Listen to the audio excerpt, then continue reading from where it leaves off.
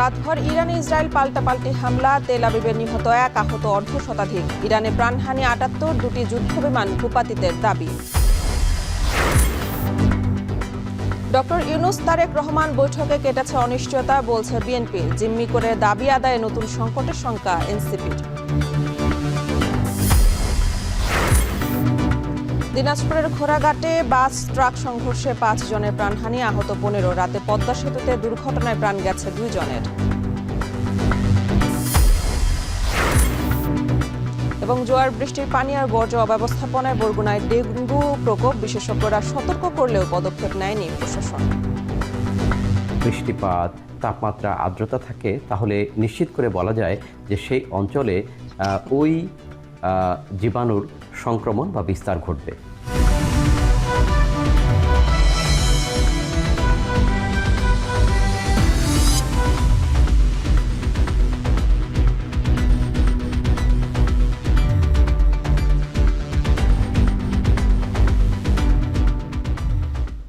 স্বাগত। এখন বাজারের পুরো আয়োজন জুড়ে সঙ্গে আছে আমি মেহেরিন অ্যানি। শুক্রবার রাতভর পাল্টাপাল্টি হামলায় জড়িয়েছে ইরান ও ইসরায়েল। সংঘাত শুরুর পর এ পর্যন্ত ইরানে নিহত 78 জন। বিপরীতে ইসরায়েলে 1 জনের প্রাণহানির পাশাপাশি আহত অর্ধশতাধিক। তেল আবিবের 2টি যুদ্ধবিমান ভূপাতিতের দাবি তেহরানের। অন্যদিকে মেহরাবাদ আন্তর্জাতিক বিমানবন্দরে দেখা গেছে আগুনের কুণ্ডলী। নাফি আরমান মনন জানাচ্ছেন বিস্তারিত।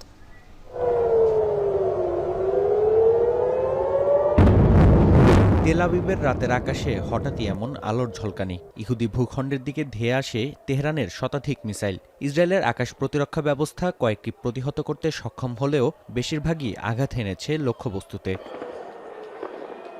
অপারেশন রাইজিং লায়নের 24 ঘন্টা না পেরোতেই অপারেশন ট্রু প্রমিস 3 পরিচালনা করে ইরান।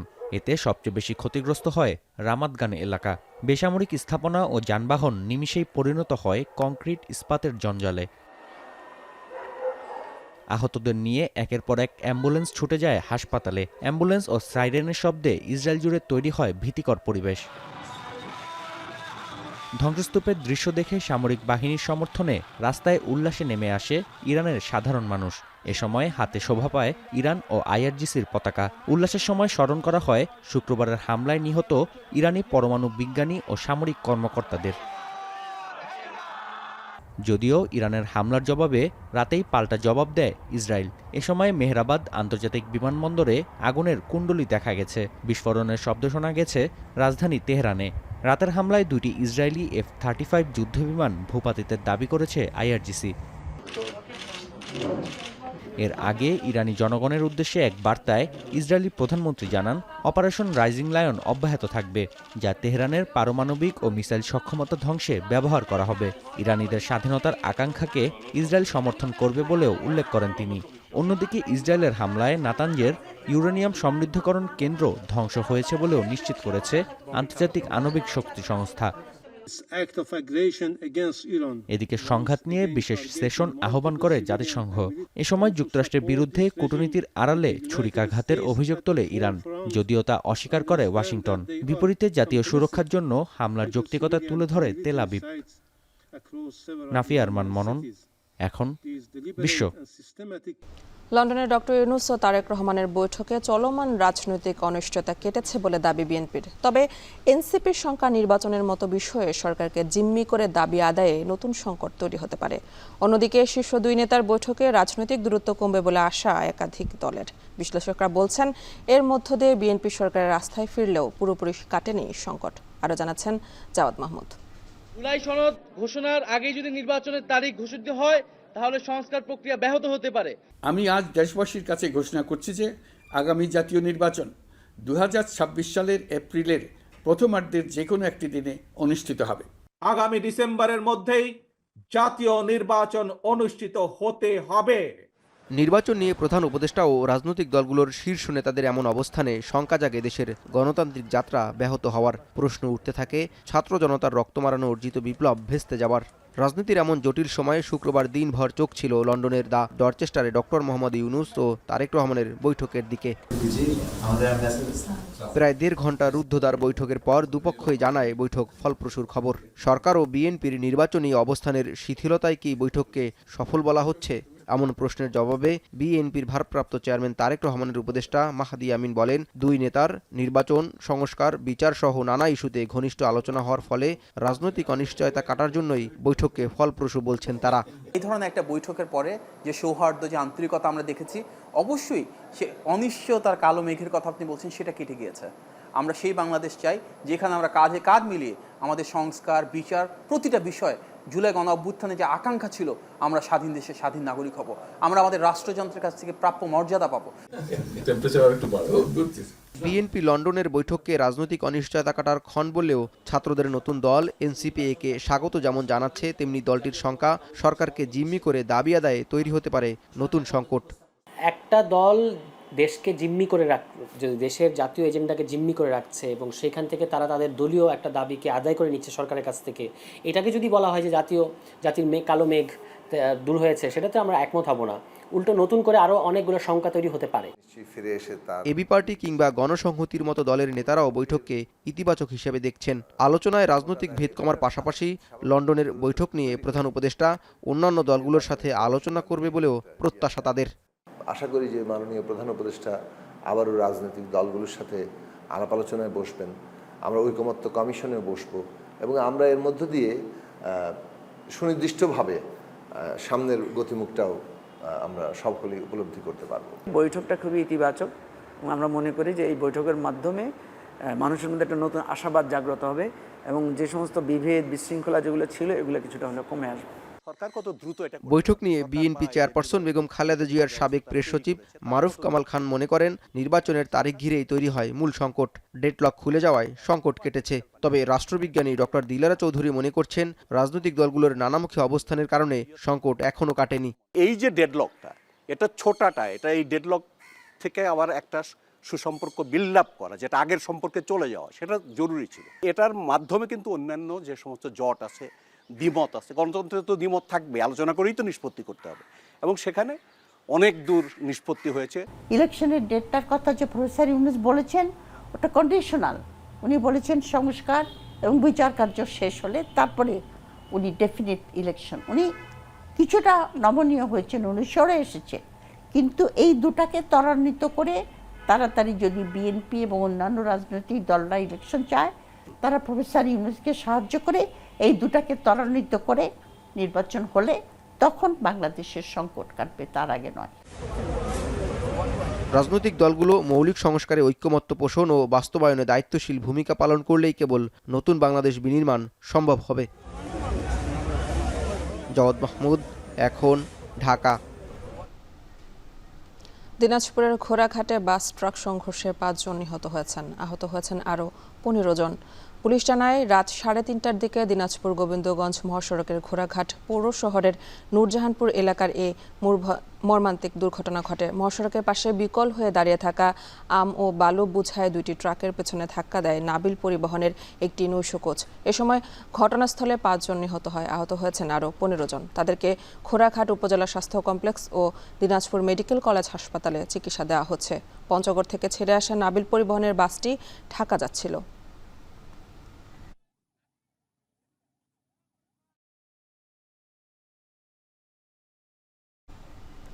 দিনাজপুরে বাস ট্রাক সংঘর্ষে হতাহতের আরও খবর জানাতে ঘোড়াঘাট থানা থেকে যুক্ত হচ্ছেন সহকর্মী সোহেল রানা। সোহেল, কিভাবে দুর্ঘটনাটি ঘটলো, এছাড়া নিহতদের পরিচয় পাওয়া গেছে কিনা, আর আহতদের অবস্থা কেমন এখন? আমি একটু শুরুতে আপনাকে জানাতে চাই যে দুর্ঘটনার যে বর্ণনাটি আপনি জানতে চেয়েছেন সেটি হচ্ছে যে মূলত মধ্যরাতে একটি বাস, একটি ট্রাক, আমবোঝাই ট্রাক বিকল হয়ে যায় নূরজাহানপুর মোড়ে এবং সেখানে কিন্তু এই বিকল ট্রাকটি কিন্তু মেরামতের কাজ চলছিল। ঠিক 2:30টার পরে অর্থাৎ ভোর রাতের দিকে নাবিল পরিবহনের একটি বাস সেটি পঞ্চগড় থেকে ছেড়ে আসে ঢাকার উদ্দেশ্যে এবং সেটি এসে এই দাঁড়িয়ে থাকা ট্রাকটিকে কিন্তু ধাক্কা দেয় এবং ধাক্কা দিলে ঘটনাস্থলে ঘটনাস্থলে 5 জন নিহত হয় এবং পুলিশের তথ্য মতে এখন পর্যন্ত 15 থেকে 20 জনের মতো আহত হয়েছে। তারা বলছেন বিভিন্ন স্বাস্থ্য কমপ্লেক্সে তারা চিকিৎসা নিচ্ছেন এবং নিহতের পরিচয়ের যে বিষয়টি আপনি জানতে চেয়েছেন, এখন পর্যন্ত নিহতদের পরিচয় শনাক্ত করা সম্ভব হয়নি। এই নিহত যারা রয়েছেন তাদের মরদেহগুলো থানা কমপ্লেক্সে এনে রাখা হয়েছে এবং সেটি পরিচয় নিশ্চিতের পর পরিবারের কাছে আইনি প্রক্রিয়া শেষে হস্তান্তর করবেন বলে কিন্তু আমাকে এখানকার যে থানা অফিসার রয়েছেন তিনি জানিয়েছেন। এখন পর্যন্ত যেই পরিস্থিতিটি রয়েছে এই যে দুর্ঘটনা এলাকায়, সেটি হচ্ছে পরিস্থিতি স্বাভাবিক করেছেন পুলিশ এবং সেনাবাহিনী যৌথভাবে সেটি স্বাভাবিক রয়েছেন এবং স্থান সেই এখন পর্যন্ত এই এলাকা স্বাভাবিক রয়েছে। দিনাজপুরের সড়ক দুর্ঘটনার খবর জানাচ্ছিলেন সহকর্মী সোহেল রানা। পদ্মা সেতুর ঢাকামুখী লেনে মুন্সিগঞ্জের মাওয়া প্রান্তে বাস ও ট্রাকের ধাক্কায় 2 জন নিহত হয়েছেন। আহত হয়েছেন অন্তত 10 জন। প্রায় 3 ঘন্টা যান চলাচল বন্ধ থাকে। রাত 11টার দিকে খুলনা থেকে আসা ইমাদ পরিবহন একটি তেল ভর্তি ট্রাককে ধাক্কা দেয়। ঘটনাস্থলে 1 জন নিহত হন। পরে হাসপাতালে নেওয়ার পথে আরও 1 জনের মৃত্যু হয়। আহত হয়েছেন 10 জন। মুন্সিগঞ্জ ফায়ার সার্ভিসের 2টি ইউনিট ঘটনাস্থলে পৌঁছে পরিবহন দুটি সরিয়ে নেয়। সেতুর উপরে কেমিক্যাল ছড়িয়ে যাওয়ায় তা পরিষ্কার করতে সময় লাগায়। প্রায় 3 ঘন্টা বন্ধ থাকে যান চলাচল। জাজিরা প্রান্ত ছাড়িয়ে শিবচর পর্যন্ত দেখা দেয় তীব্র যানজট। পরে সেনাবাহিনীর সহায়তায় যান চলাচল শুরু হয়। এ ঘটনায় কাউকে গ্রেফতার করা হয়নি, গঠন করা হয়নি কোনো তদন্ত কমিটি। পদ্মা সেতুর 2 নম্বর পিলারের এখানে অ্যাক্সিডেন্ট হয়েছে। তাৎক্ষণিক শ্রীনগর ফায়ার স্টেশনের 2টি ইউনিট দ্রুত ঘটনাস্থলে এসে দেখতে পায় যে একটি ট্রাক দাঁড়ানো ছিল। এই ট্রাককে পিছন থেকে ইমাদ পরিবহন ধাক্কা দেয়। ধাক্কা দিলেই ঘটনাস্থলে 1 জন নিহত হয়, 10 জন আহত হয়। 10 জনকে আমরা উদ্ধার করে শ্রীনগর হাসপাতালে প্রেরণ করি। হাসপাতালে 1 জন নিহত হয়। একটা লেনে গাড়িটা বন্ধ ছিল, বন্ধ করে আমরা ফায়ার ব্রিগেডের মাধ্যমে আমরা আমাদের যে ওয়াটার ট্যান্ডার আছে, ওয়াটার ট্যান্ডার দিয়ে পুরা পানি মেরে দিয়ে পুরা জায়গাটাকে পরিষ্কার করে দিচ্ছি। আপাতত কোনো সমস্যা নেই, এখন যান চলাচল স্বাভাবিক আছে। প্রশাসনের এক উদ্যোগে পাল্টে গেছে রাজধানীর ব্যস্ততম বছিলা 3 রাস্তার মোড়ের চিত্র। রাস্তার যে কোনো দিকে মোড় নিতে ঘুরে আসতে হবে ইউটার্ন নিয়ে। ফলে সিগন্যালে অপেক্ষা করতে হচ্ছে না দীর্ঘ সময়। শুধু বছিলা নয়, কৌশলটি ব্যবহার করা হচ্ছে 0 পয়েন্ট, মানিক মিয়া এভিনিউ সহ আরও বেশ কয়েকটি পয়েন্টে। পাশাপাশি ট্রাফিক সহকারী নিয়োগ ঢাকার ট্রাফিক নিয়ন্ত্রণে যোগ করেছে বাড়তি মাত্রা। বিস্তারিত তৌহিদুল তারেকের বিশেষ প্রতিবেদনে। আমি দাঁড়িয়ে আছি মোহাম্মদপুর 3 রাস্তার মোড়ে। রাজধানীর অন্যতম গুরুত্বপূর্ণ এই সড়কটির একদিকে সদরঘাট, অন্যদিকে গাবতলী, রয়েছে ধানমন্ডি ও কেরানীগঞ্জের মতো গুরুত্বপূর্ণ সব এলাকা। এই ব্যস্ততম সড়কটিতে ঘন্টার পর ঘন্টা যানজট ছিল একটি নৈমিত্তিক চিত্র। তবে প্রশাসনের একটি গুরুত্বপূর্ণ উদ্যোগ বদলে দিয়েছে এই সড়কের চিত্র এবং যাত্রীদের অভিজ্ঞতা। নতুন এই ব্যবস্থাপনায় দাঁড়াতে হচ্ছে না কোনো সিগনালে। রাস্তার যে কোনো দিকে মোড় নিতে ঘুরে আসতে হবে ইউটার্ন নিয়ে। ফলে সিগনালে অপেক্ষা করতে হচ্ছে না দীর্ঘ সময়। আগে আমাকে এই মোড়টা পার হইতে আপনার বাস স্ট্যান্ড পর্যন্ত 1 ঘন্টা লাগতো, আর এখন 10-15 মিনিটে যাইতে পারি। আমরা বছিলা থেকে এই যে 3 রাস্তার মোড় পর্যন্ত আসতে 1 ঘন্টা সময় লেগে যাইতো মাঝে মধ্যে, কিন্তু এখন মোটামুটি আমরা সহজে আসতে পারি। ছোট থেকে এখানে বড় হয়েছি, এখানে মানে আগে একটা জ্যাম সৃষ্টি হইলে মানে 2 থেকে 2.5 ঘন্টা লেগে যেত। চারদিকে গাড়িগুলো ডাইরেক্টলি চলে আসতো, এসে মনে করেন এখানে জামজট সৃষ্টি হতো। এখন বর্তমানে আসলে সুন্দর মতন যে আসে সিরিয়াল মেনটেন করে গাড়ি ঘুরতে পারে, সমস্যা হয় না। একই পদ্ধতি অনুসরণ করা হচ্ছে মানিক মিয়া এভিনিউ, ধানমন্ডি 27, 0 পয়েন্ট সহ রাজধানীর বেশ কিছু গুরুত্বপূর্ণ পয়েন্টে। তবে এই সফলতাকে দীর্ঘস্থায়ী করতে সিটি কর্পোরেশন ও সড়ক ও জনপথ বিভাগের সহযোগিতা চায় ট্রাফিক বিভাগ। 15 থেকে 20 ফিটের মতো এরকম পিচ ঢালাই আছে, কিন্তু বাকিটুকু পিচ ঢালাই নাই। এখানে যেমন আজকে বৃষ্টি হয়েছে, বৃষ্টির কারণে অনেক কাদা হয়ে গেছে। কাদা হওয়ার কারণে গাড়িগুলা ঠিকমতো যাইতে পারতেছে না। ছোট গাড়িগুলা কাদার মধ্যে ডেবে যাচ্ছে, যার কারণে গতি কমে যাচ্ছে গাড়ির। এটা যত দ্রুত মেরামত করা যায়, এটা সফলতা আরও তাড়াতাড়ি পাওয়া যাবে। উত্তর সিটি কর্পোরেশন বলছে, গুরুত্বপূর্ণ সড়কগুলোতে অবাধে যান চলাচল নিশ্চিত করতে নেওয়া হয়েছে পরিকল্পনা। বছিলার ক্ষেত্রে আমরা প্রাথমিকভাবে কিন্তু একটা ভালো রেজাল্ট পাচ্ছিলাম। এখন এটা যদি সাস্টেইন করে, এখন আমাদের প্রথম কাজ হচ্ছে যে বেসিক রিপেয়ারটা করা, সেটা আমরা করে ফেলবো। এরপর আমরা এভিকশন ড্রাইভে যাবো পুরো বছিলা পর্যন্ত, কারণ এখানে অনেকগুলো ইটের ভাটা, ইটের গদি আছে, বালুর গদি আছে, টেম্পো স্ট্যান্ড আছে, সিএনজি স্টেশন আছে, এরপরে হচ্ছে গিয়ে কাঠের গদি আছে। ঢাকার ট্রাফিক ব্যবস্থাপনার আরেকটি ইতিবাচক দিক ট্রাফিক সহকারী নিয়োগ। গণঅভ্যুত্থানের পর ঢাকার তীব্র যানজট নিয়ন্ত্রণে ট্রাফিক পুলিশকে সহায়তায় শিক্ষার্থীদের খণ্ডকালীন এই চাকরির ব্যবস্থা করে দেয় সরকার। সরকার আমাদেরকে যেটা সম্মানী হিসাবে দেয় সেটা দিয়ে আমরা খুব ভালোভাবে চলতে পারতেছি। আমাদের রাজারবাগ পুলিশ লাইনে ট্রেনিং করায়, যুবক এরিয়া মন্ত্রণালয়ে ট্রেনিং করায়, ট্রেনিং করানোর পর সম্পূর্ণভাবে প্রশিক্ষণ দেওয়ার পরে তারপরে আমাদের মাঠে নামানো হয়। এই উদ্যোগটা খুবই ভালো একটা উদ্যোগ হয়েছে, কেননা আমরা স্টুডেন্ট, আমাদের পাশাপাশি হাত খরচের টাকাটা যদি হয়ে যায়, আমরা দেশকেও সেবা দিচ্ছি, মানুষেরও স্বাচ্ছন্দ্যে তাদের গন্তব্যস্থলে পৌঁছতে পারছে বাসা থেকে বের হয়ে, এবং আমাদেরও কিছু একটা হাত খরচের টাকা হচ্ছে। গেল 50 বছরেও সুরাহা না হওয়া ট্রাফিক ব্যবস্থা নিয়ে অন্তর্বর্তী সরকারের আমলের ইতিবাচক উদ্যোগ আশার আলো দেখাচ্ছে নগরবাসীকে। তৌহিদুল তারেক, এখন, ঢাকা। এবার এখন ফেরা প্রসঙ্গ।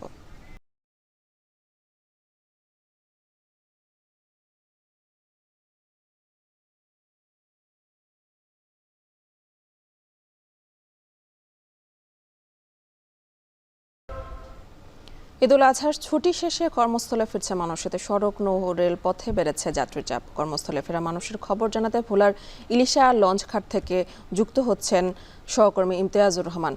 ইমতিয়াজ, ঘাটে পর্যাপ্ত সংখ্যক লঞ্চ আছে কিনা, এছাড়া যাত্রীদের স্বস্তি দিতে কি কি ব্যবস্থা নেওয়া হয়েছে জানাবেন।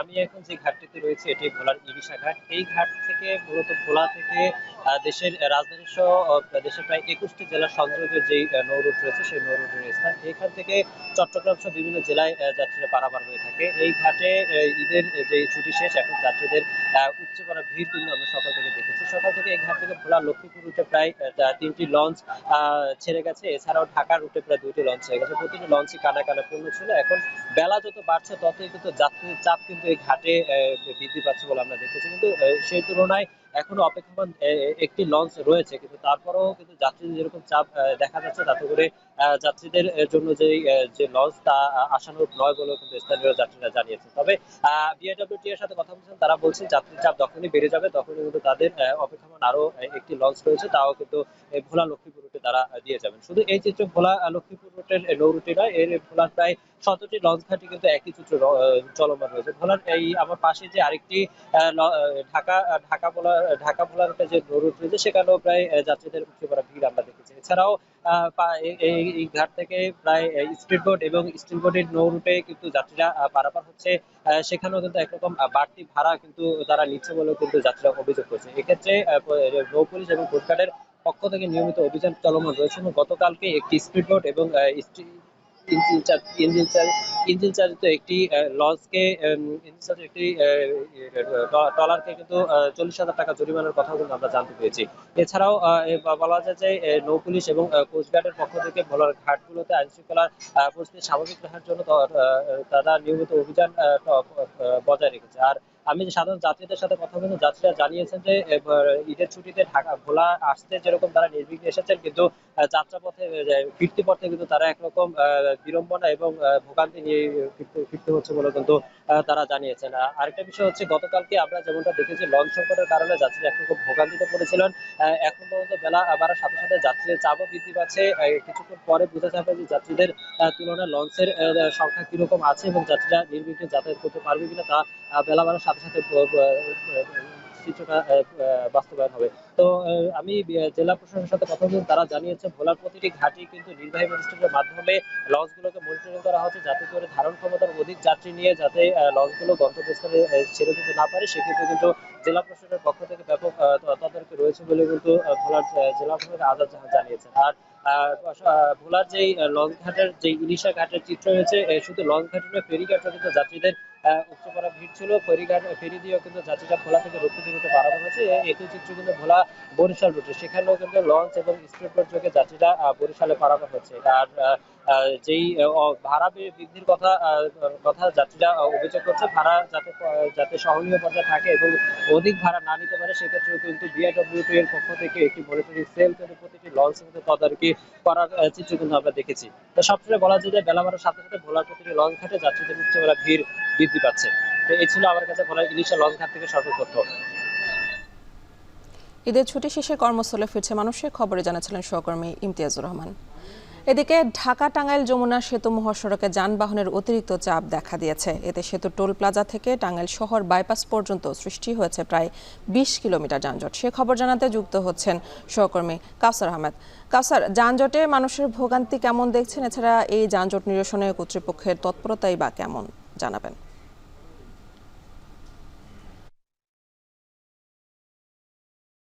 যানজটের ভোগান্তির কথা যদি আমি আপনাকে বলি, সেটি হচ্ছে আমি যেখানে আছি এখানে প্রায় ১.৫ ঘন্টা যাবত ১ ফুট সামনের দিকেও গাড়ি যায়নি।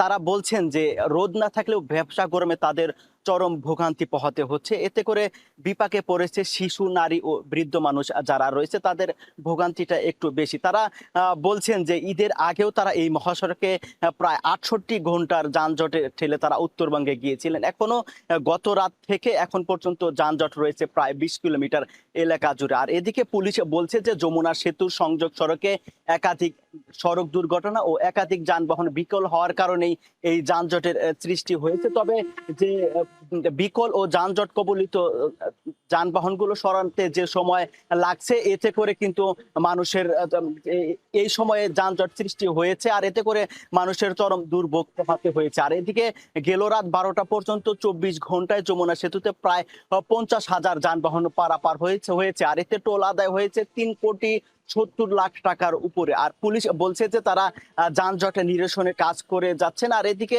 টাঙ্গাইলের পুলিশ সুপার জানিয়েছে যে ঈদ উপলক্ষে যে এই মহাসড়কে প্রায় ৬ শতাধিক পুলিশ দায়িত্ব পালন করছে। আর এদিকে আমি লক্ষ্য করেছি যে এলেঙ্গা বাস স্ট্যান্ড, রাবনা এবং আশিকপুর বাইপাস এলাকায় কর্মস্থলে ফেরা মানুষের চাপ রয়েছে। তারা কিন্তু কয়েক ঘন্টা দাঁড়িয়ে থেকেও বাস বা গণপরিবহন পাচ্ছে না। তারা বলছেন যে তারা গণপরিবহন না পেলেও খোলা ট্রাক ও পিকআপে করে তারা কর্মস্থলে ফিরলেও তাদের কাছ থেকে কয়েক গুণ বেশি ভাড়া আদায় করা হচ্ছে। তারা বলছেন যে স্বাভাবিক সময়ে টাঙ্গাইল থেকে ঢাকার ভাড়া ১৫০ থেকে ২০০ টাকা হলেও আজকে তাদের কাছ থেকে খোলা ট্রাকেই ভাড়া নেওয়া হচ্ছে ৩ থেকে ৪০০ টাকা এবং বাসে ভাড়া নেওয়া হচ্ছে প্রায় ৬ থেকে ৭০০ টাকা। এ বিষয়ে তারা প্রশাসনের হস্তক্ষেপ কামনা করেছে। তো এই ছিল ঢাকা টাঙ্গাইল যমুনা সেতু মহাসড়কে যানজট ও কর্মস্থলে ফেরা মানুষের সবশেষ তথ্য। দেশে ডেঙ্গুর নতুন হটস্পট হিসেবে চিহ্নিত হয়েছে উপকূলীয় জেলা বরগুনা। আক্রান্তের সংখ্যা দেশের মোট আক্রান্তের প্রায় ২৫%। এবছর এডিস মশার প্রকোপের কারণ হিসেবে জলবায়ু পরিবর্তন সহ বর্জ্য ব্যবস্থাপনায় অবহেলা আর অনিয়মকে দুষছেন স্থানীয়রা। এদিকে হাসপাতালে চিকিৎসক সংকট ভোগান্তি বাড়াচ্ছে। বরগুনা থেকে জিয়াদ মাহমুদ জানাচ্ছেন বিস্তারিত।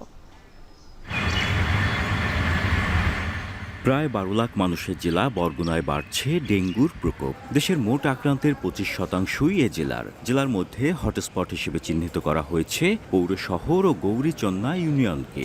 শহরের কাঠপট্টি এলাকার প্রতি ঘরেই ২ থেকে ৩ জন করে আক্রান্ত রোগী রয়েছেন। এরই মধ্যে মারা গেছেন কয়েকজন। পর্যাপ্ত বৃষ্টি ছিল, এখন শুকনো দিন হয়েছে, এখন আমি পরিষ্কার করবো আর কি। আমাদের এখানে প্রত্যেক ঘরে ৩ জন ৪ জন ডেঙ্গু রোগী এখন বর্তমানে। আমাকে বাসা মুড়িপট্টি, আমাদের ড্রেন ট্রেন কিছুই পরিষ্কার করা হয় না। গত মে মাসের শেষ ভাগে নিম্নচাপের কারণে জোয়ারের পানিতে প্লাবিত হয় নিম্নাঞ্চল। এরপর কয়েকদিন চলে ভারী বর্ষণ। বিশেষজ্ঞরা বলছেন বৃষ্টিপাত শেষের পর যে তাপ প্রবাহ শুরু হয় সেটি এডিসের বংশবিস্তারে সহায়ক ভূমিকা পালন করেছে। জলাভূমিগুলো সাইক্লোনের দ্বারা হোক বা অতিবর্ষণের কারণে হোক পানি দ্বারা প্লাবিত হয় এবং প্লাবন চলে যাওয়ার পরে এই জমে থাকা জলবদ্ধ পানি পরবর্তীতে আমাদের জন্য একাধারে ময়লার ভাগার এবং এডিস মশা সহ অন্যান্য মশার প্রজনন ক্ষেত্র হিসাবে কাজ করে। বৃষ্টিপাত, তাপমাত্রা, আর্দ্রতা থাকে তাহলে নিশ্চিত করে বলা যায় যে সেই অঞ্চলে ওই জীবাণুর সংক্রমণ বা বিস্তার ঘটবে। এডিস মশার ঘনত্ব সেখানে বেশি, সেখানে ডেঙ্গু রোগী আছে এবং সেখানে প্রচুর মানুষও আছে। সে কারণে সেইখানে ডেঙ্গু রোগটি বিস্তৃত হয়েছে এবং সামনের দিনগুলোতে আরও বেশি বিস্তৃত হবে। স্থানীয়রা বলছেন বিশেষজ্ঞরা ডেঙ্গুর প্রাদুর্ভাব সম্পর্কে ৬ মাস আগে থেকেই সতর্ক করলেও বর্জ্য ব্যবস্থাপনা ও এডিস মশা দমনে কার্যকর পদক্ষেপ নেয়নি প্রশাসন। ২০২১ সালে ১৬ কোটি টাকা ব্যয়ে নির্মিত বরগুনা পৌর শহরের বর্জ্য শোধনাগার চালু হয়নি এখনো। এছাড়া ডাস্টবিনগুলো হয়েছে বেদখল।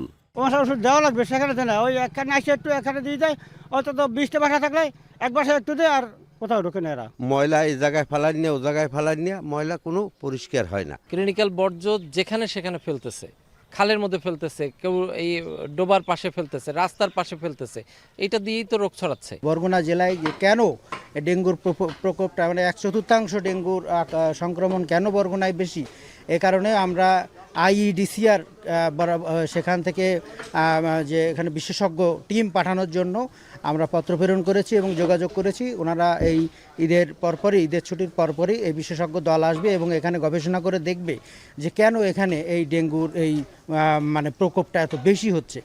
সিভিল সার্জন জানান, ডেঙ্গু মোকাবেলায় হাসপাতালে চিকিৎসক সংকট কাটাতে কাজ করছেন তারা। রোগীকে জায়গা দিতে পারছি না, আমাদের ক্যাপাসিটির অনেক বেশি রোগী এখানে আমাদের ভর্তি আছে, আমাদের সর্বোচ্চ সক্ষমতা নিয়ে তাদেরকে আমরা চিকিৎসা দিচ্ছি। আইসিইউর সুবিধা এখনও নাই আমাদেরকে, সেটা আমরা লিখেছি। আইসিইউ, সিসিইউ এই সমস্যাটুকু আমাদের এখানে আছে, আমরা তার জন্য লিখেছি, বলেছি, আশা করি সেটাও সমস্যার সমাধান হবে। আমাদের যেহেতু করোনার প্রাদুর্ভাবও হয়ে যাচ্ছে, সেটা আমরা ঊর্ধ্বতন কর্তৃপক্ষকে জানিয়েছি।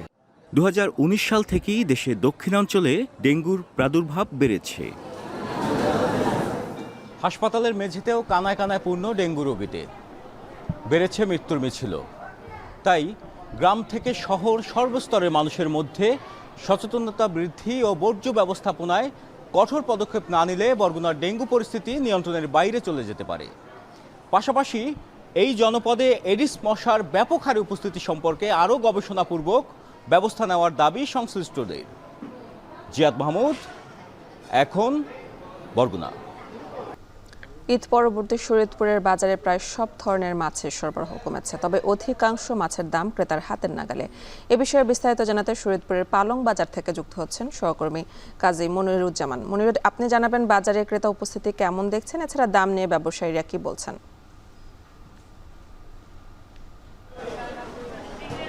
বাজারের ক্রেতার উপস্থিতি কিন্তু অনেকটাই কম আমরা দেখছি যে, এবং বিক্রেতারা বলছে যে কেনা বেচাও কম। আজ সকাল থেকেই বাজারে মাছের সরবরাহ অনেকটা কম, এমনটা বিক্রেতারা বলছেন। এর কারণে কিন্তু মাছের দরদামও অনেক মাছের ক্ষেত্রে কিন্তু কমেছে। আমরা দেখি যে সাধারণের হাতের নাগালে যে মাছগুলো সাধারণত বিক্রি হয়, সেই পাবদা, শিং, কই এবং তেলাপিয়া এই জাতীয় মাছের দাম কিন্তু 50 থেকে 100 টাকা পর্যন্ত কেজিতে কমেছে। আজকে পাবদা এই বাজারে বিক্রি হচ্ছে 250 টাকা কেজি দরে, অন্য সময় কিন্তু এটা 300 থেকে 350 টাকা কেজি দরেই বিক্রি হয়ে থাকে। এছাড়া কই বিক্রি হচ্ছে আমরা দেখছি যে 220 টাকা কেজি দরে, অন্য সময় এটা 280 থেকে 300 টাকা পর্যন্ত বিক্রি হয়। শিং বিক্রি হচ্ছে 300 টাকা কেজি দরে, এবং আমরা দেখছি যে তেলাপিয়া মাছ সেটা বিক্রি হচ্ছে 200 থেকে 220 টাকা কেজি দরে। তবে যেই নদীর মাছ, সেই নদীর মাছের সরবরাহ কম, দামও কিন্তু বেশ চড়া বলা যায়। আমরা দেখছি যে ইলিশ আকারে বড় রয়েছে এবং দামও কিন্তু আমরা যদি বলি মাঝারি ইলিশের দাম 1800 টাকা কেজি দরে বিক্রি হচ্ছে, এবং বড় ইলিশ যেটা 1 কেজি থেকে তার উপরে সেটা বিক্রি হচ্ছে 3000 থেকে 3200 টাকা কেজি দরে। এবং চিংড়ি মাছের সরবরাহ কম, দামও কিন্তু 1200 থেকে 1500 টাকা কেজি দরে বিক্রি হচ্ছে। বেলে মাছ আমরা দেখছি যে 1200 থেকে 1300 টাকা কেজি দরে বিক্রি হচ্ছে। এগুলো সরবরাহ কম, চাহিদা বেশি। আর আমরা যদি রুই কাতলের কথা বলি, সেগুলো নদীর রুই কাতল 800 থেকে একেবারে 1000 টাকা কেজি দরে বিক্রি হচ্ছে। তবে চাষি রুই কাতলের দাম কিন্তু কমেছে। আমরা দেখেছি যে 220 থেকে 350 টাকার মধ্যেই চাষি রুই কাতল এগুলি বিক্রি হচ্ছে, এবং এগুলি কিন্তু ক্রেতারা কিনেও নিয়ে যাচ্ছেন। আজ বাজারে আমরা দেখেছি যে মূলত মলা মাছ রয়েছে প্রচুর, এবং মলা মাছের দামও কিন্তু অনেকটা কম। ক্রেতারা কিনছেন স্বাচ্ছন্দ্যে, তারা 250 টাকা দরেই কিনছেন। আর একটি বিষয় হচ্ছে সাগরের মাছ, আজকে একটি মাছই রয়েছে, সেগুলো টুনা মাছ রয়েছে। সাগরের টুনা মাছ অন্য দিনের তুলনায় 50 থেকে 100 টাকা পর্যন্ত কমে আজকে বিক্রি হচ্ছে 400 টাকা কেজি দরে, এবং ক্রেতারাও কিন্তু টুনা মাছ কিনে নিয়ে যাচ্ছেন সাগরের মাছের স্বাদটা নেওয়ার জন্য। তো হ্যাঁ, মূলত আসলে আমরা বাজার ঘুরে দেখেছি যে বাজারে ঈদ পরবর্তী ক্রেতাদের উপস্থিতি কম, কারণ অনেক অনুষ্ঠান চলছে, পাশাপাশি ঈদের মাংস রয়েছে মানুষের, এই জন্য মানুষ কিনছেও কম, আর গরমও প্রচুর রয়েছে। তো ক্রেতারা যেমনটা বলছেন যে মাছের দাম কম থাকায় তারা স্বাচ্ছন্দ্যে কিনতে পারছেন, আর বিক্রেতারা বলছেন যে এই ঈদ পরবর্তী এবং গরম কমে গেলে মাছের দাম স্বাভাবিক হয়ে আসবে। এই ছিল আমার কাছে অ্যানি। শরীয়তপুরের মাছ বাজারের খবর জানাচ্ছিলেন সহকর্মী কাজী মনিরুজ্জামান। নোয়াখালীতে কোনোভাবেই দমানো যাচ্ছে না অবৈধ অটোরিকশার দৌরাত্ম্য। বেপরোয়া এই যানের কারণে একদিকে বাড়ছে দুর্ঘটনা, অন্যদিকে কোটি কোটি টাকা রাজস্ব হারাচ্ছে সরকার। এছাড়া এসব বাহনে করে নানা অপরাধমূলক কাজ করছে দুর্বৃত্তরা। ইমরান হোসেনের ছবিতে নাসিম শুভর প্রতিবেদনে বিস্তারিত। নোয়াখালী সদর সহ বিভিন্ন উপজেলায় দাপিয়ে বেড়াচ্ছে অসংখ্য সিএনজি চালিত অটোরিকশা। তবে বেশিরভাগেরই নেই নিবন্ধন। অপহরণ, চুরি, ছিনতাইয়ের প্রধান মাধ্যম হয়ে উঠেছে অবৈধ এসব বাহন। সিসি ক্যামেরায় বিভিন্ন সময় অপরাধের চিত্র ধরা পড়লেও নাম্বার প্লেট না থাকায় ধরাছোঁয়ার বাইরে থেকে যাচ্ছে অপরাধীরা। ওদের চকচকে আরেকজন নেই, আবার একটু পরে আরেকজন, তখন থেকে সিএনজিটা ফুল হয়ে যায় এবং তারা ওই লোককে তারপর অ্যাটাক করে। আমরা যখন মাইজদির দিকে যাই বা মাইজদি থেকে আসি, আমাদের এখানে সন্ধ্যার পরে যে কিছু চক্র থাকে, এখানে চক্রদের কাজই হচ্ছে এখানে যৌন হয়রানি করা, মেয়েদেরকে এবার হেনস্থার শিকার করা। ওরা যাত্রী না, ওরা একটা চক্র। ওই সিএনজির মধ্যে ওরা বসেছিল এবং এরকম করে কিছু ঘটনা হয়তো সামনে আসছে, বাট এমন অনেক ঘটনা দেখা যাবে যে আসেও না সামনে। পাশাপাশি চালকদের অধিকাংশেরই নেই প্রশিক্ষণ, নেই ড্রাইভিং লাইসেন্সও। অবৈধভাবে চলা এসব অটোরিকশার স্বেচ্ছাচারিতায় প্রায় ঘটছে দুর্ঘটনা। সড়ক মহাসড়কে বাড়ছে যানজট। এই যে অবৈধ সিএনজি যেগুলো আছে, এগুলাকে রেজিস্ট্রেশনের আওতায় বা এগুলাকে মাইজদি, মানে নোয়াখালী মাইজদি যে মহাসড়ক আছে বা চৌমনি যে রোডটা আছে, এখান থেকে উঠিয়ে নেওয়া হোক। সিএনজিগুলো নাম্বারবিহীন আছে, অচিরে সিএনজিগুলো চলাচল বন্ধ করে দেন, আর না হলে নাম্বার প্লেটের ব্যবস্থা করে দেন। আমাদের শহরে অনেকগুলো সিএনজি, এগুলো অনেক সিএনজিগুলোতে কাগজপত্র ক্লিয়ার নাই, আপডেট নাই, গাড়িতে চলতে আছে, 800 টাকা করতেছে। এদিকে চালক ও মালিকদের দাবি, জেলায় দীর্ঘদিন সরকারিভাবে নিবন্ধন প্রক্রিয়া বন্ধ থাকায় বৈধতা ছাড়াই সড়কে নামতে বাধ্য হচ্ছেন তারা। নাম্বার প্লেট এখন নোয়াখালীতে আপাতত বন্ধ আছে, স্থগিত আছে। এখন বলতেছে সরকার হইলে তো নাম্বার প্লেট চালু করবে। আমাদের গাড়ি হইলো 9টা 3 দিনের আইছে, আর 6 এখন মনে করেন নাম্বার ছাড়া। দেখা গেছে 4 বছর 5 বছর পরে আমরা লাস্টের নম্বর পাইছি, 3টে গাড়ির নম্বর পাইছি, আমার আর 2টে গাড়ির নম্বর বিহীন আছে। জরিমানা করেও সড়ক থেকে কমানো যাচ্ছে না এই যানের দৌরাত্ম্য। এই গাড়িগুলো কিন্তু সবই হলো ইম্পোর্ট করা গাড়ি, নাম্বারবিহীন গাড়ি বলতে যেটা সিএনজি অটোরিকশার কথা বলছি আর কি, এগুলো ইম্পোর্ট করা গাড়ি। আর ইম্পোর্ট করার পরে এগুলো ডিলারশিপ দেওয়া হয়েছে, সমগ্র বাংলাদেশে আছে। তো এগুলো সাধারণ জনগণ বুঝে না বুঝে কিনে নিচ্ছে। জেলার 9 উপজেলায় 40,000-এর বেশি সিএনজি চালিত অটোরিকশা চলাচল করলেও নিবন্ধন রয়েছে মাত্র 15,000-এর। নাসিম শুভ, এখন নোয়াখালী। জামালপুর শহরে ব্রহ্মপুত্র শাখা নদীর উপর নেই কোনো সেতু। ঝুঁকি নেই, বাঁশের সাঁকো দিয়ে প্রতিদিন যাতায়াত করছে শত শত মানুষ। দুর্ভোগে পড়তে হচ্ছে রোগী ও স্বজনদের। এ অবস্থায় স্থানীয়দের প্রয়োজনীয় ব্যবস্থা নেওয়ার আশ্বাস দিয়েছে স্থানীয় সরকার প্রকৌশল অধিদপ্তর। আরও জানাচ্ছেন জুয়েল রানা। জামালপুর পৌরসভার ব্রহ্মপুত্র শাখা নদের তীরবর্তী নাওভাঙ্গা চর, যেখানে 5 শতাধিক পরিবারের বসবাস। তবে গ্রামে নেই কোনো গুরুত্বপূর্ণ দপ্তর কিংবা হাসপাতাল। তাই যে কোনো প্রয়োজনে প্রতিদিন ঝুঁকিপূর্ণ এই বাঁশের সাঁকো পার হয়ে ওপারের পাথালিয়া গ্রামে যেতে হয় বাসিন্দাদের। স্থানীয় জানান, নদ পারাপারে কোনো সেতু না থাকায় সবচেয়ে বেশি দুর্ভোগে পড়তে হয় রোগী ও স্বজনদের। কারণ ব্রহ্মপুত্র নদের পারে পাথালিয়া গ্রামে রয়েছে 250 শয্যা বিশিষ্ট হাসপাতাল, আর এটি কেন্দ্র করেই আশেপাশে গড়ে উঠেছে ওষুধের দোকান। তাই ওষুধ কিনতে কিংবা চিকিৎসা সেবা নিতে সাঁকো পার হয়ে যেতে হয় তাদের। এতে অনেক সময় ঘটে দুর্ঘটনাও।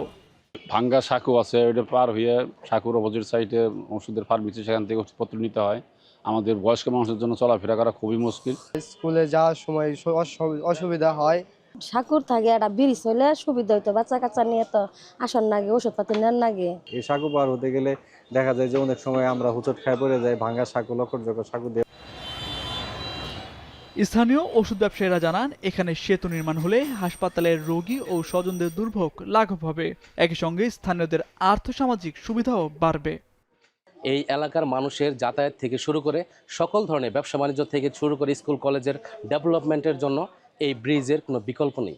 এই ব্রিজ স্থাপন করে এই 26 লক্ষ মানুষের সেবা এবং সুবিধা বঞ্চিত মানুষদের সেবা নেওয়ার সুযোগ করে দিবেন। পৌর কর্তৃপক্ষ বলছে, নদের ওপর ব্রিজ নির্মাণে এলজিইডির কাছে অনুরোধপত্র পাঠানো হয়েছে, আর প্রকল্পের মাধ্যমে দ্রুত সেতু নির্মাণের আশ্বাস এলজিইডির কর্মকর্তাদের। প্রতিদিন এই সাঁকোর উপর দিয়ে প্রায় 2 থেকে 2,500 লোক চলাফেরা করে, কিন্তু পৌরসভার পক্ষে এত টাকা দিয়ে ওই বৃষ্টি করে দেওয়া সম্ভব না। তাই আমরা অনুরোধ করব এলজিডিকে যাতে এই বৃষ্টি বাস্তবায়ন করার জন্য প্রয়োজনীয় পদক্ষেপ গ্রহণ করে সরজমিনে পরিদর্শন করে ঊর্ধ্বতন কর্তৃপক্ষের সাথে আলাপপূর্বক প্রকল্প গ্রহণের ব্যবস্থা করা হবে এবং বরাদ্দ পেলে পরে দ্রুতই আমরা কাজ বাস্তবায়ন করা হবে এবং সেক্ষেত্রে জনগণের সমস্যা লাঘব হবে। ভোগান্তি লাঘবে শিগগিরই নদের ওপর সেতু নির্মাণের দাবি জানান স্থানীয়রা। এখন জামালপুর।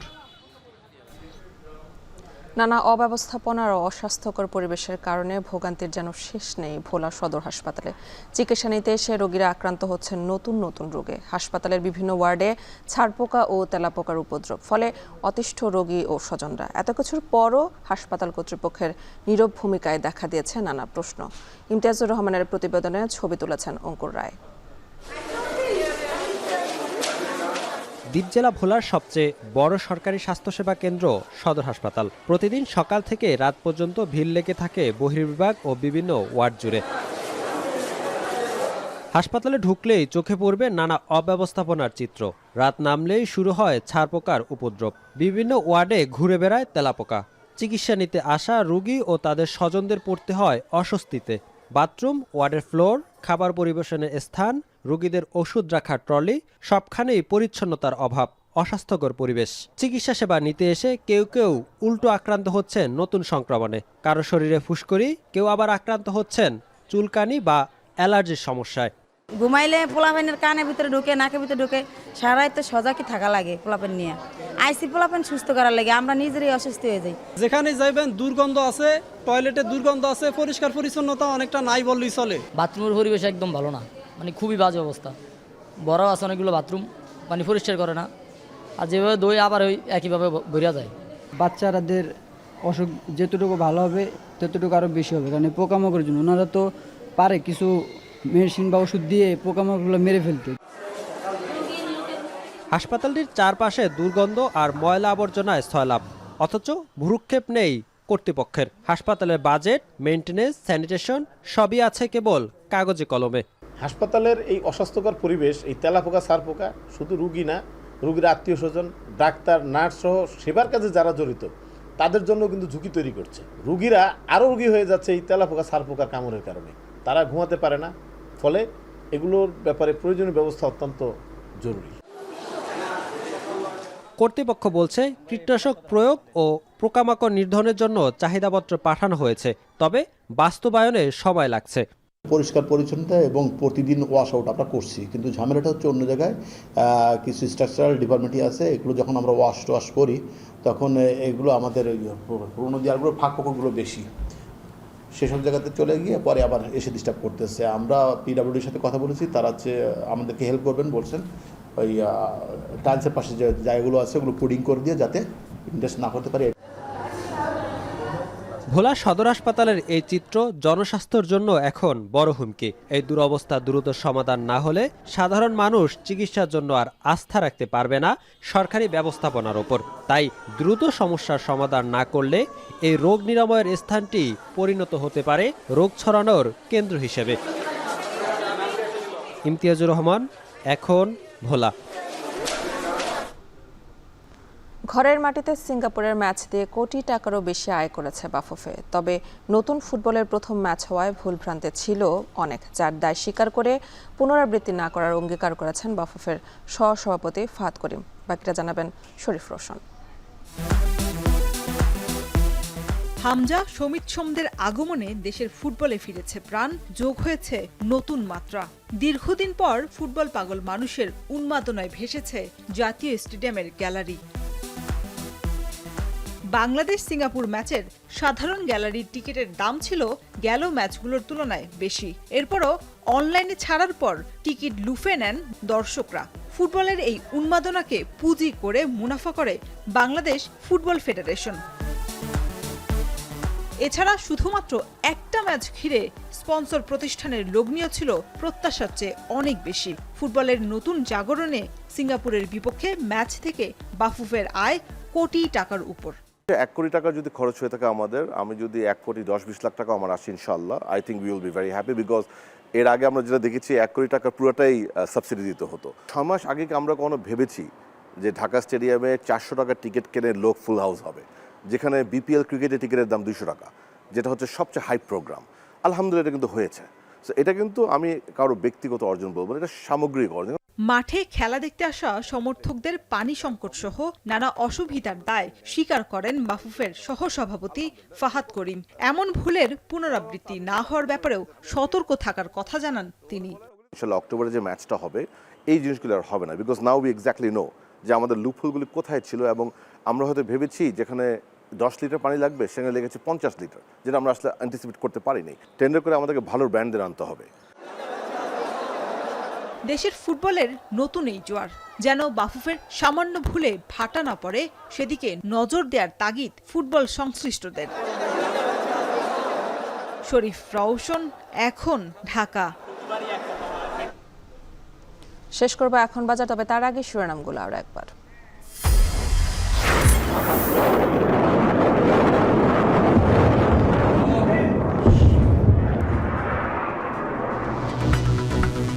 ইসরায়েলের তৃতীয় দফায় ক্ষেপণাস্ত্র হামলা ইরানের। তেল আবিবে নিহত 1, আহত অর্ধশতাধিক। 2টি যুদ্ধবিমান ভূপাতিতের দাবি তেহরানের।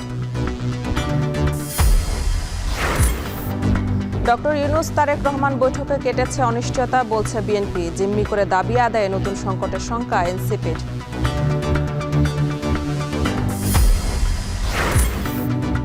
ঈদের ফিরতি যাত্রায় ঢাকা টাঙ্গাইল যমুনা সেতু মহাসড়কে 20 কিলোমিটার তীব্র যানজট ভোগান্তি, নৌপথেও যাত্রীচাপ।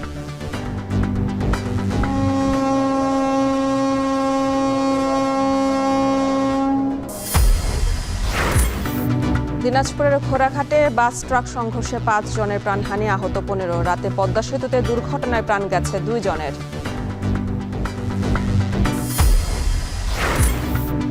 এবং জোয়ার, বৃষ্টির পানি আর বর্জ্য অব্যবস্থাপনায় বরগুনায় ডেঙ্গু প্রকোপ। বিশেষজ্ঞরা সতর্ক করলেও পদক্ষেপ নেয়নি প্রশাসন। বৃষ্টিপাত, তাপমাত্রা, আর্দ্রতা থাকে, তাহলে নিশ্চিত করে বলা যায় যে সেই অঞ্চলে ওই জীবাণুর সংক্রমণ বা বিস্তার ঘটবে। শেষ করছে এখন বাজার। এখন টেলিভিশন ওয়েবসাইটে দেখতে ভিজিট করুন www.ekhon.tv। এছাড়া ফেসবুকে দেখতে ভিজিট করুন facebook.com/tv.ekhon এবং ইউটিউবে দেখতে ভিজিট করুন youtube.com/ce/ekhon tv।